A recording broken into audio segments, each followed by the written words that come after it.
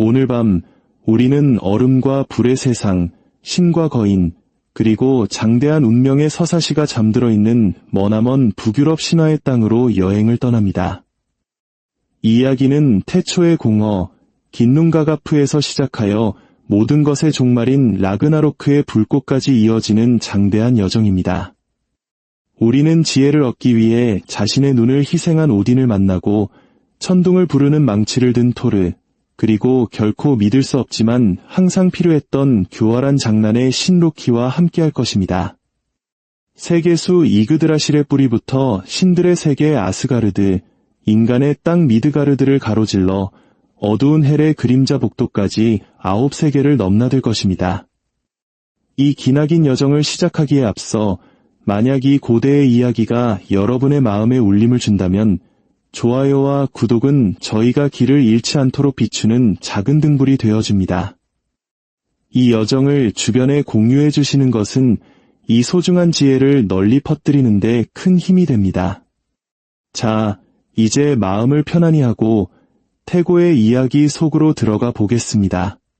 땅도 하늘도 흐르는 시간조차 존재하기 이전 오직 아하 벌어진 시면 긴눈가가프만이 있었습니다. 그 북쪽에는 안개와 혹독한 서리의 왕국 니프레임이 자리 잡고 있었고 그곳의 오래된 샘 흐베르겔미르에서는 엘리바가르라 불리는 차가운 강물이 뿜어져 나왔습니다. 남쪽에는 불의 거인 수르트가 지키는 살아있는 불꽃의 땅 무스페레임이 영원히 타오르고 있었습니다. 뜨거운 불꽃의 숨결이 심연으로 흘러들어와 북쪽에서 불어온 서리와 만났을 때 얼음은 녹아내리기 시작했고 그 물방울에서 생명이 태어났습니다. 태고의 힘으로 거대하고 묵직하며 늘 졸음에 취해 있는 첫 번째 존재, 그의 이름은 이미르, 거인들은 그를 아우르겔미르라고도 불렀습니다. 이미르는 신이 아니었습니다. 그는 훗날 신들과 맞서 싸울 종족, 시인들이 서리 거인이라 부르는 족속에 속했습니다. 갓 태어난 어둠 속에서 그가 잠들자 그의 땀 흘리는 겨드랑이에서 한 남자와 한 여자가 자라났고 그의 두 발이 서로 짜우혀하여 아들을 낳았습니다. 이는 북유럽 신화가 얼마나 솔직하고 원초적인지를 보여주는 대목입니다. 이 첫 가족에게는 결혼도, 법도, 질서도 없었습니다. 오직 막 살아나는 법을 배운 세상의 비인격적인 다산성만이 존재할 뿐이었습니다. 열기와 냉기는 공허 속에서 계속 다투었습니다. 거인으로 변하지 않은 서리에서 두 번째 존재가 태어났습니다. 태초의 암소, 아우둠나였습니다. 그녀의 피부는 서리로 반짝였고 내 젖줄기에서는 달콤한 우유가 강처럼 흘러나왔습니다. 얼음의 아이 이미르는 눈의 어머니가 주는 이 우유를 마시며 생명을 유지했습니다. 아우둠나 역시 양식이 필요했고 그녀는 주변의 얼음 덩어리에 섞인 소금 바위를 핥아 허기를 채웠습니다. 마치 혀로 조각을 하듯 느리고 신중한 작업이었습니다. 첫째 날, 얼음에서 머리카락 한 줌이 나타났습니다. 둘째 날에는 머리가, 그리고 셋째 날에는 마침내 키가 크고 이풍당당한 한 남자가 얼음에서 완전히 걸어 나왔습니다. 이 자가 바로 아스 신족의 시조, 불이었습니다. 불이는 보르라는 아들을 낳았고 보르는 사악한 가시라는 뜻의 이름을 가진 볼토른의 딸 거인 베슬라와 결혼했습니다. 이 어울리지 않는 결합에서 앞으로 펼쳐질 모든 이야기의 중심이 될 세 아들이 태어났습니다. 바로 오딘, 빌리, 그리고 베였습니다. 그들의 탄생은 세상에 목적이 생겨났음을 의미합니다. 이미르가 그저 거대한 덩치와 맹목적인 성장을 상징하고 아우둠나가 인내심 강한 동물적 생명력을 대표한다면 이 세 형제는 의지, 기술, 그리고 결단을 가져왔습니다. 북유럽인들의 상상력은 이들을 통해 방향성 없는 태초의 풍요에서 지성과 손을 사용한 의도적인 창조의 시대로 나아갑니다. 우리는 이 기원의 균형에 잠시 주목해야 합니다. 북유럽 신화는 질서가 쉽게 세워졌거나 어느 한쪽의 전유물이었다고 말하지 않습니다. 태초의 암소는 신성한 혈통이 아니었고 최초의 거인은 마냥 사악하지 않았습니다. 신들은 최초의 신의 아들과 최초의 거인의 딸 사이에 결혼해서 태어났습니다. 세상은 처음부터 뒤섞인 가정이었던 셈입니다. 안개의 아이들과 불꽃의 아이들이 하나의 요람을 공유하는 것과 같았죠. 이것이 바로 시인들이 갈등의 필연성에 대해 그토록 확신에 차서 이야기하는지에 대한 답입니다. 첫 창이 들리기 전부터 이미 혈연은 친구와 적을 묶어버렸습니다. 한편 이미르는 계속해서 서리 거인들을 낳았고 그와 함께 위협의 그림자도 짙어졌습니다. 그는 제어되지 않은 원초적 힘의 저장고와 같았습니다. 현대적인 도덕관념에서 악한 존재는 아니었지만 잠결에 뒤척이는 것만으로도 대지를 물에 잠기게 할 수 있는 실질적인 의미에서 위험한 존재였습니다. 세 형제는 자라면서 세상을 지켜보고 배웠습니다. 그들은 긴눈가가프 너머 무스페레임의 불꽃이 북쪽의 서리 숨결에 내려앉는 것을 보며 사용되지 않는 힘은 기근만큼이나 낭비라는 것을 깨달았습니다. 세 형제는 미완의 우주를 보고 행동하기로 결심했습니다. 그들은 거인들의 시조인 이미르와 맞섰습니다. 그가 사악해서가 아니라 너무나 거대하고 제어되지 않는 이성과 질서가 없는 살아있는 물질의 저장고였기 때문입니다. 그들의 공격은 태초의 서리가 녹은 이래 긴눈가가프를 채우고 있던 고요를 산산조각 냈습니다. 이미르가 쓰러지자 그의 피가 걷잡을 수 없이 쏟아져 나와 바다가 되었습니다. 그 홍수는 너무나 거대하여 그의 혈족 거의 모두를 익사시켰습니다. 오직 베르겔미르라는 거인만이 아내와 함께 루드라 불리는 나무상자 혹은 배에 올라타 창조의 가장자리로 탈출했습니다. 이 한 쌍으로부터 후대의 거인들이 태어났고 그렇게 신과 거인 사이의 적이는 대홍수 속에서도 살아남았습니다. 형제들은 이미르의 살을 빚어 대지를 만들었습니다. 그의 뼈는 산맥으로 솟아올랐고 부서진 이빨과 턱은 절벽과 자갈이 되었습니다. 그의 두개골은 높이 던져져 하늘의 둥근 천장이 되었습니다. 그 하늘이 무너지지 않도록 형제들은 4명의 난쟁이를 네 모퉁이에 세우고 방향의 이름을 붙여주었습니다. 북쪽에는 노르들이, 남쪽에는 수들이, 동쪽에는 아우스트리, 서쪽에는 베스트리. 그 둥근 천장 안에 그들은 하늘의 장식들을 달았습니다. 무스페레임의 불꽃에서 불티를 가져와 별들로 피워냈습니다. 이미르의 뇌 조각들은 구름이 되어 하늘을 떠다니게 했습니다. 이는 우리의 날씨조차 죽은 거인의 느린 사유의 결과물이라는 북유럽식 표현 방식입니다. 형제들은 시간을 측정했습니다. 그들은 시에서 빛나는 젊은 여성으로 묘사되는 소를 태양마차의 마부로 삼았습니다. 아르바크와 알스비드라는 2마리의 말이 마차를 끌었고 세상이 불타지 않도록 스발린이라는 방패가 그 앞을 가렸습니다. 달의 위상을 돌보는 마니에게도 자신만의 길을 정해주었습니다. 낮과 밤의 공포스러운 교차와 시간의 흐름을 설명하기 위해 시인들은 또 다른 이야기를 덧붙였습니다. 스콜과 하티라는 늑대들이 하늘을 가로질러 해와 달을 영원히 쫓습니다. 언젠가 세상의 끝이 오면 늑대들은 마침내 해와 달을 삼킬 것이지만 지금으로서는 그들의 추격이 마차를 계속 움직이게 할 뿐입니다. 대지 위의 질서는 달력뿐만 아니라 안식처도 필요했습니다. 이미르의 눈썹으로 형제들은 인간들의 새로운 땅 주위에 견고한 방벽을 쌓았습니다. 그들은 이곳을 미드가르드, 즉 중간 울타리라고 불렀습니다. 안전한 들판과 길들여지지 않은 세상의 경계선이었죠. 그 장벽 너머에는 거인들이 다시 모여들 요투네임의 차가운 땅이 펼쳐져 있었습니다. 다음으로 신들은 땅 아래의 문제에 직면했습니다. 이미르의 썩어가는 살에서 구더기들이 기어 나왔습니다. 형제들은 이들을 불쌍히 여겨 혹은 쓸모를 찾아 지성과 언어를 가진 작은 종족으로 빚어냈습니다. 이들이 바로 난쟁이입니다. 그들은 돌로 된 전당과 동굴에 살며 세상을 단단히 묶어주는 세공기술을 연마하며 긴 세월을 보냅니다.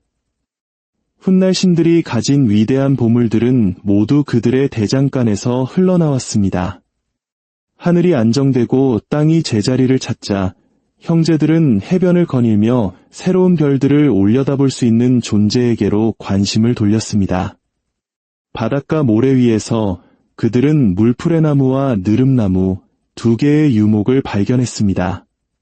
그들은 이 나무들로 최초의 남자와 여자를 조각하고 그들에게 아스크와 엠블라라는 이름을 붙여주었습니다. 오딘이 다가가 숨결을 불어넣자 살덩이에 영혼이 깃들어 말하게 되었습니다.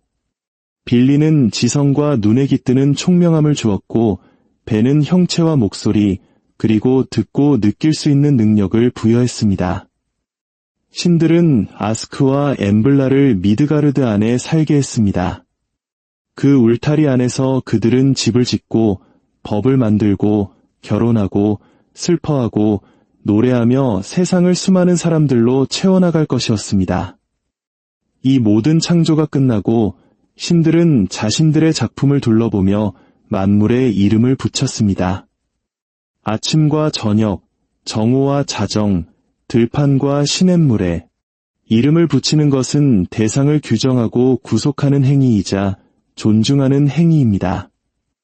이름이 한번 불리자 그것들은 의미의 그물처럼 대지 위에 내려앉았습니다. 그 그물 아래에서 인간은 씨앗을 심고 시인은 역사를 기억할 수 있게 되었습니다. 이렇게 세 형제는 원초적인 덩어리를 숨쉬는 세계로 바꾸었습니다. 그들은 무에서 창조하지 않았습니다. 자르고 세우고 측정했습니다. 시체를 나라로 두개골을 지붕으로 숨결을 한 민족으로 만들었습니다. 이제 세상의 중심에는 모든 것을 지탱하는 거대한 나무가 서 있습니다. 그 끝은 하늘에 닿고 뿌리는 가장 오래된 물을 마시는 물풀의 나무. 시인들은 그것을 이그드라실이라 부릅니다. 이 나무는 단순한 기둥이 아니라 살아있는 우주의 축입니다. 우리 한국의 건국 신화에 등장하는 신단수가 하늘과 땅을 잇는 신성한 공간이듯 이그드라실은 9세계를 하나로 묶는 생명의 중심입니다. 그것이 흔들리면 운명이 흔들리고 그것이 번성하면 세계는 안정됩니다. 세계의 거대한 뿌리가 이그드라실을 굳건히 지탱하며 각각 다른 우물의 물을 마십니다. 첫 번째 뿌리는 신들이 회의를 여는 아스가르드로 뻗어 있으며 그곳 운명의 샘가에는 노른이라 불리는 세 여신이 있습니다. 그들의 이름은 각각 과거를 뜻하는 우르드, 현재를 뜻하는 베르단디, 그리고 미래 혹은 필연을 뜻하는 스쿨드입니다. 그들은 나무 껍질에 운명을 새기고 샘물과 흰 진흙을 섞어 이그드라실의 줄기가 썩지 않도록 매일 발라줍니다. 두 번째 뿌리는 거인들이 사는 서리와 돌의 땅으로 뻗어 있으며 그 아래에는 미미르의 샘이 있습니다. 그 샘물은 세상의 모든 지혜와 기억을 담고 있는 어두운 거울과 같습니다. 오딘은 단 한 모금의 물을 마시기 위해 자신의 눈 하나를 대가로 바쳤습니다. 그 지혜의 가치가 얼마나 큰지를 알 수 있는 대목이죠. 세 번째 뿌리는 안개의 땅 니프레임으로 깊숙이 내려가며 그곳 흐베르겔미르라는 샘에서는 차가운 강들이 시작됩니다. 그 주위에는 니드오그라는 거대한 용이 있어 결코 지치지 않는 증오심으로 이그드라실의 뿌리를 갉아먹습니다. 그는 단순한 악당이 아니라 세상의 필연적인 소멸과 순환을 상징하는 존재입니다. 성장이 있으면 부패도 있음을 이그드라실은 성장과 동시에 갉아먹히고 있음을 상기시킵니다. 이그드라실에는 수많은 생명체들이 깃들어 있습니다. 가장 높은 가지에는 세상을 꿰뚫어보는 독수리가 앉아있고 나무 껍질 위로는 다람쥐 라타토스크가 오르내리며 독수리와 용 사이에 모욕적인 말을 전합니다. 이는 질서 잡힌 세상에도 늘 소문과 갈등이 존재함을 보여주는 해학적인 묘사입니다. 이렇듯 이그드라실은 우주의 지도이자 생명 그 자체입니다. 9개의 세계는 이 나무에 기대어 존재합니다. 가장 높은 곳에는 신들의 요새 아스가르드가 있습니다. 그곳의 이다볼 평원에는 바랄라라는 거대한 전당이 솟아 있습니다. 540개의 문과 창으로 된 지붕을 가진 이곳은 전장에서 용감하게 죽은 전사들의 영혼 에이네랴르가 모이는 곳입니다.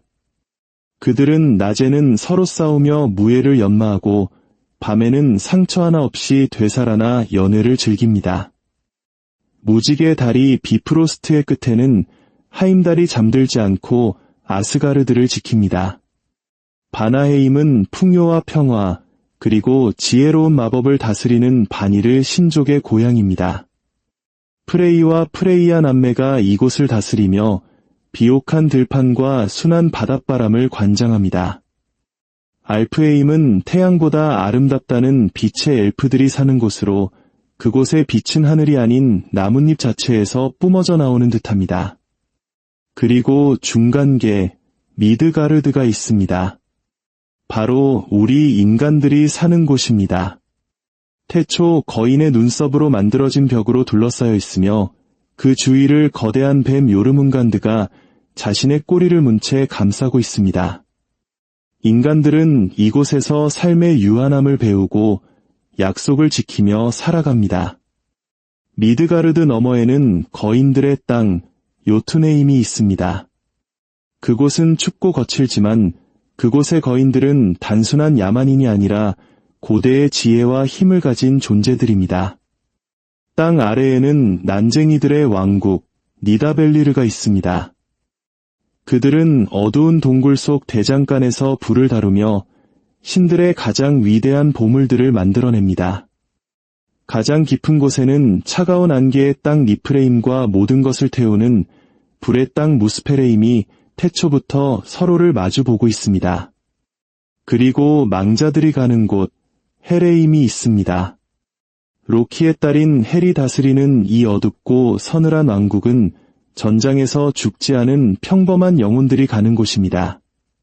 그곳은 사악한 곳이라기보다는 그저 모든 것이 멈춘 고요하고 슬픔에 잠긴 땅입니다. 이 9세계는 단순히 위아래로 쌓여있는 것이 아니라 이그드라실의 가지와 뿌리를 통해 서로 복잡하게 얽혀 있습니다. 이 세계관 속에서 균형이란 모든 대가를 치르더라도 평화를 유지하는 것이 아닙니다. 그것은 매일의 행동을 통해 갱신되는 관계의 총체입니다. 세상이 아직 젊었을 때 신들의 세계 아스가르드에 불화가 찾아왔습니다. 그것은 뿔 나팔 소리나 군대의 함성과 함께 오지 않았습니다. 굴베이그 혹은 헤이드라 불리는 한 여인의 조용한 발걸음과 함께 찾아왔습니다. 그녀는 세이드르라는 운명의 실을 잡고 미래를 엿보는 강력하지만 아스 신족에게는 낯선 마법을 가져왔습니다. 아스 신족은 처음에는 그 힘에 매료되었지만 곧 그 힘이 요구하는 대가를 두려워하게 되었습니다. 그들은 창을 던지고 불을 질러 그녀를 3번이나 죽이려 했지만 그녀는 매번 제 속에서 아무렇지도 않다는 듯 웃으며 다시 일어섰습니다. 그녀는 바니르 신족이었습니다. 자신의 사제가 공격당했다는 소식을 들은 바니르 신족은 분노했고 신들 사이에 첫 번째 전쟁이 시작되었습니다. 아스 신족은 힘과 무기에서 강했고 바니르 신족은 마법과 계략에 능했습니다. 어느 한쪽도 상대를 굴복시킬 수 없었고 그들의 싸움은 세상 전체에 영향을 미쳤습니다. 곡식이 자라지 않았고 바다에서는 고기가 잡히지 않았습니다. 높은 자들이 싸울 때 낮은 자들이 고통받는 법입니다. 마침내 두 신족은 평화 협상을 맺기로 했습니다. 그들은 하나의 커다란 그릇에 각자 침을 뱉어 평화의 증표를 만들었습니다. 그리고 그 침이 섞인 그릇에서 한 존재가 태어났으니 그의 이름은 크바시르였습니다. 그는 세상에서 가장 현명한 존재로 어떤 질문에도 막힘없이 답할 수 있었습니다. 그는 두 신족이 낳은 평화 그 자체였습니다. 또한 두 신족은 인지를 교환했습니다. 바나헤임에서는 뇨르드와 그의 자녀인 프레이야가 아스가르드로 갔고, 아스가르드에서는 호니르와 지혜로운 미미르가 바나헤임으로 갔습니다. 하지만 이 평화는 순탄치 않았습니다. 바니르 신족은 호니르가 미미르 없이는 아무런 결정도 내리지 못하는 허수아비 같은 존재임을 깨닫고 모욕감을 느꼈습니다. 분노한 그들은 미미르의 목을 베어 아스가르드로 돌려보냈습니다. 오딘은 크나큰 슬픔에 잠겼지만 미미르의 머리를 약초로 방부 처리하고 마법을 걸어 되살려냈습니다. 그 후로 오딘은 미미르의 머리를 항상 곁에 두고 조언을 구했습니다. 지혜는 비싼 대가를 치러야 하며 한번 잃어버린 것은 자존심이 아닌 경계심으로 지켜야 한다는 것을 보여주는 대목입니다. 이 전쟁과 화해를 통해 아스 신족과 바니르 신족은 마침내 하나의 판테온으로 통합되었습니다. 아스가르드는 바니르의 풍요와 마법을 받아들였고 바나헤임은 아스의 질서와 힘을 존중하게 되었습니다. 세상은 강함과 성장이 질서와 풍요가 공존해야 비로소 번영할 수 있다는 것을 배웠습니다. 전쟁이 끝나고 평화가 찾아왔지만 신들은 경계를 늦추지 않았습니다. 아스가르드를 지켜줄 견고한 성벽이 필요했습니다. 그때 한 낯선 석공이 나타나 단 한 번의 겨울 동안 아무도 넘을 수 없는 성벽을 지어주겠다고 제안했습니다. 그의 대가는 엄청났습니다. 여신 프레이야와 해와 달을 달라는 것이었습니다. 세상에서 기쁨과 온기, 빛을 모두 빼앗아 가겠다는 요구였습니다. 신들은 거절하려 했지만 교활한 로키가 꾀를 냈습니다. 불가능한 조건들을 걸어 계약을 맺자는 것이었습니다. 석공은 여름이 시작되는 첫날까지 오직 혼자서 어떤 남자의 도움도 받지 않고 성벽을 완성해야 했습니다. 단 하나의 돌이라도 미완성이라면 그는 아무것도 받지 못할 것이었습니다. 석공은 조건을 받아들이며 단 한 가지 자신의 말 스바딜파리를 이용해 돌을 나르는 것을 허락해달라고 요청했습니다. 신들은 말이 사람은 아니라고 생각하며 가볍게 승낙했습니다. 하지만 스바딜파리는 보통 말이 아니었습니다. 그 말은 하룻밤 사이에 거대한 산만큼의 돌을 날랐고 성벽은 무서운 속도로 높아져 갔습니다. 겨울이 끝나갈 무렵 성벽은 거의 완성 직전이었습니다. 다급해진 신들은 모든 것을 망친 로키를 닥달했습니다. 로키는 자신이 해결하겠다고 약속하고는 아름다운 암말로 변신하여 스바딜파리를 유혹했습니다. 암말에게 반한 스바딜파리는 이를 내팽개치고 숲속으로 사라져버렸고 혼자 남은 석공은 마감 기한을 지킬 수 없게 되었습니다. 계약이 실패하자 분노한 석공은 거인의 본 모습을 드러냈습니다. 바로 그 순간 토르가 나타나 그의 망치 멸리르로 거인의 머리를 부수었습니다.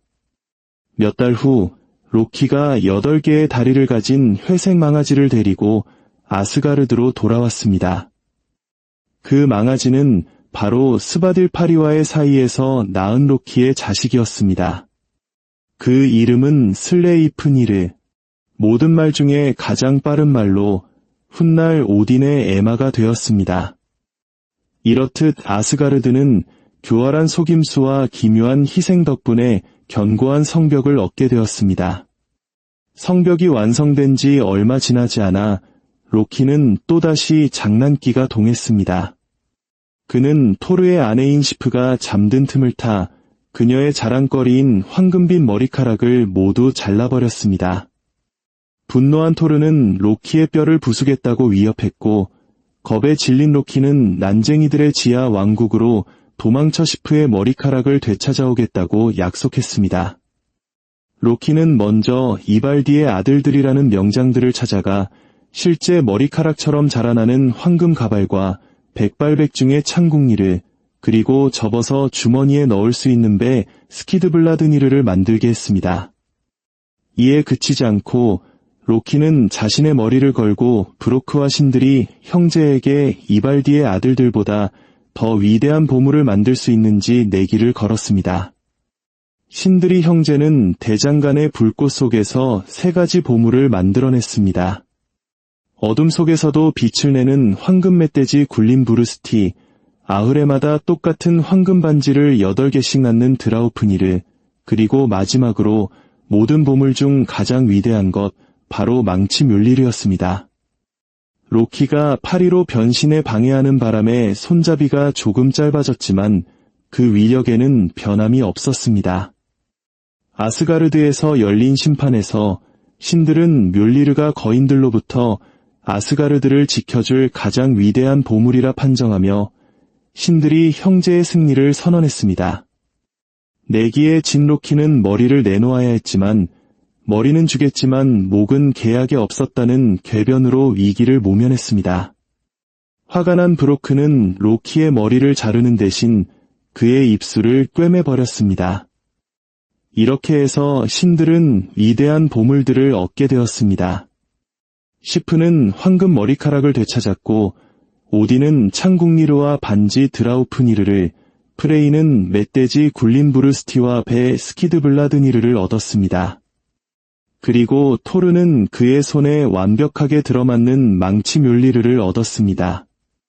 이 망치는 거인의 머리를 부술 뿐만 아니라 결혼과 탄생을 축복하는 신성한 도구이기도 했습니다. 오딘은 모든 신들의 아버지였지만 그는 결코 암에 대한 갈증을 멈추지 않았습니다. 그는 지혜를 얻기 위해 세상에서 가장 혹독한 대가를 치렀습니다. 그는 세상의 모든 기억과 지혜가 담겨있는 미미르의 샘을 찾아갔습니다. 샘의 수호자인 미미르는 단 한 모금의 물을 마시는 대가로 오딘의 눈 하나를 요구했습니다. 오딘은 주저없이 자신의 눈을 뽑아 샘에 던졌고 그 대가로 세상의 이치를 꿰뚫는 지혜를 얻었습니다. 그의 남은 한쪽 눈은 바깥 세상을 보았고 샘에 잠긴 눈은 과거와 어둠, 내면의 세계를 들여다보게 되었습니다. 하지만 그의 탐구는 여기서 멈추지 않았습니다. 그는 세상의 비밀을 담고 있는 룬문자의 지식을 얻기 위해 자기 자신을 자기 자신에게 제물로 바치는 끔찍한 시련을 겪기로 했습니다. 그는 세계수 이그드라실에 스스로를 창으로 찌른 채 아흘의 밤낮으로 매달렸습니다.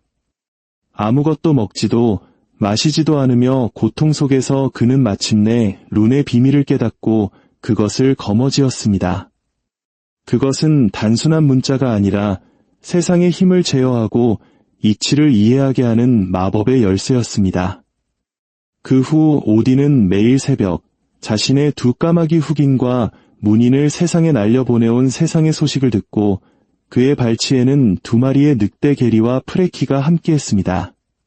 그는 지혜를 얻기 위해 어떤 희생도 마다하지 않는 엄격하고 진지한 신이었습니다. 한편 태초의 신들의 화합으로 태어난 현자 크바시르의 이야기는 비극으로 끝을 맺습니다. 그의 지혜를 시기한 2 난쟁이가 그를 살해하고 그의 피를 꿀과 섞어 마시는 자에게 시와 지혜를 주는 시의 벌꿀술을 만들었습니다. 이 벌꿀술은 우여곡절 끝에 거인 수퉁의 손에 들어갔고 그는 자신의 딸 굴로드에게 맡겨 산속 동굴에 숨겨두었습니다. 오딘은 위대한 보물이 거인의 손에 갇혀 있는 것을 용납할 수 없었습니다. 그는 볼베르크라는 이름으로 변장하고 수많은 계략과 유혹 끝에 마침내 굴로드를 속여 벌꿀술을 모두 마셔버렸습니다. 그리고 거대한 독수리로 변신하여 거인 수퉁의 맹렬한 추격을 피해 아스가르드로 날아갔습니다. 아스가르드의 성벽바로 위에서 오딘은 뱃속에 있던 벌꿀수를 준비된 그릇에 모두 쏟아냈습니다. 이렇게 시의 벌꿀술은 신들과 인간 시인들의 차지가 되었습니다. 이 이야기 때문에 북유럽 시인들은 시를 크바시르의 피, 오딘의 전리품이라 부르며 그 가치를 기렸습니다. 미드가르드의 수호자 토르는 연회장에 오래 앉아있는 법이 거의 없었습니다. 그의 집은 폭풍의 냄새와 수레바퀴 소리가 나는 곳이었습니다. 그는 탄요스트와 탄그리스니르라는 두 마리 염소가 끄는 전차를 타고 다녔는데 배가 고프면 이 염소들을 잡아먹고 다음날 아침뼈만 남은 시체에 멸리르를 들어올리면 염소들이 다시 살아났습니다. 단 뼈를 부러뜨리면 안 된다는 규칙이 있었죠. 어느 날 토르는 로키와 함께 거인들의 땅 요투네임으로 여정을 떠났습니다. 그들은 숲속에서 거대한 집을 발견하고 그 안에서 하룻밤을 묵었는데 다음날 아침 그 집이 사실은 스크리미르라는 거인의 벙어리 장갑이었다는 것을 알게 되었습니다. 스크리미르는 토르 일행을 조롱하며 그들을 우트가르드라는 거인의 성으로 안내했습니다. 성의 왕인 우트가르드로키는 토르 일행에게 자신들을 증명할 시합을 제안했습니다. 먼저 로키가 빨리 먹기 시합에 나섰지만 그의 상대 로기는 고기뿐만 아니라 뼈와 그릇까지 모두 먹어치웠습니다. 로기는 바로 불 그 자체였기 때문입니다. 다음으로 토르의 시종인 살피가 달리기 시합에 나섰지만 상대인 후기에게 번번이 패배했습니다. 후기는 바로 생각이었으니 그 어떤 발도 생각보다 빠를 수는 없었습니다. 마침내 토르가 나섰습니다. 그는 술 마시기 시합에서 거대한 뿔잔을 받았지만 아무리 마셔도 술은 줄지 않았습니다. 그 뿔잔은 바로 바다와 연결되어 있었기 때문입니다. 다음으로 그는 고양이 한 마리를 들어 올리라는 과제를 받았지만 고양이의 발 하나를 겨우 들어 올릴 수 있을 뿐이었습니다. 그 고양이는 사실 세상을 감싸고 있는 거대한 뱀 요르문간드가 변신한 모습이었습니다. 마지막으로 그는 한 늙은 노파와 씨름을 했지만 무릎을 꿇고 말았습니다. 그 노파는 바로 그 누구도 이길 수 없는 노새 그 자체였습니다. 다음 날 아침 우트가르드로키는 모든 것이 환술이었음을 밝히며 토르의 진정한 힘의 경애를 표했습니다. 토르가 마신 술 때문에 바다의 수위가 낮아졌고 그가 내리친 망치질은 거대한 계곡을 만들어냈다는 것이었습니다. 분노한 토르가 망치를 휘두르려 하자 우트가르드로키와 그의 성은 순식간에 사라져버렸습니다. 이 이야기는 힘만으로는 모든 것을 해결할 수 없으며 세상에는 힘으로 맞설 수 없는 거대한 법칙과 개념들이 존재한다는 것을 보여줍니다. 이렇게 북유럽의 신들은 창조하고 다투고 화해하며 그들의 세계를 만들어 나갔습니다.